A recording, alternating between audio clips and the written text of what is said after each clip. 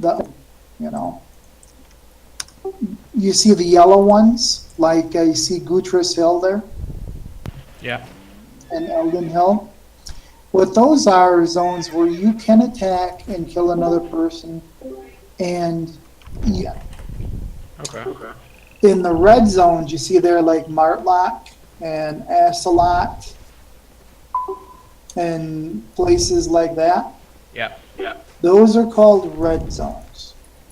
And what that means is that if you die in there to a person, you're dead and they get to take all of your gear, everything you have on you. You never lose money. You can't lose money or gold, but they get to take everything else.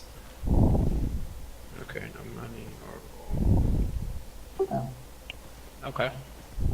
So, my suggestion for you is to just, mess around in the blue and yellow zones for, like you said, a couple of weeks and test out the different weapons. See what you like to do. I don't know if you healed. I have no interest in healed. I've never healed in my life.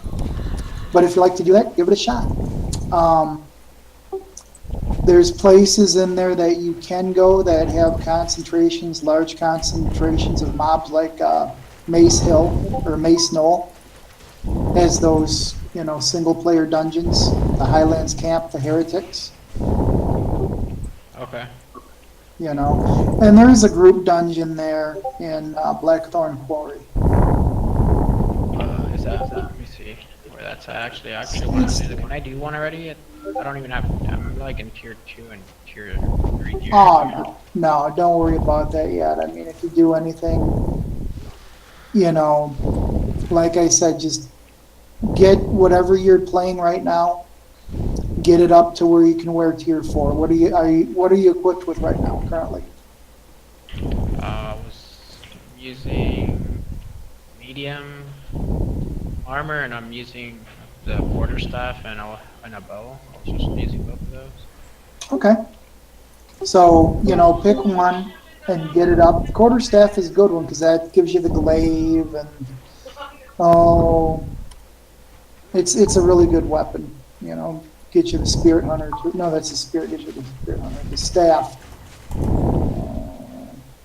That gives you the ironclad.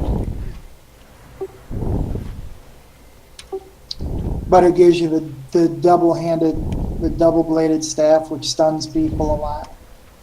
But just pick one, like if you wanted to pick bow, and then get that up to tier 4, then try out all of the different bows.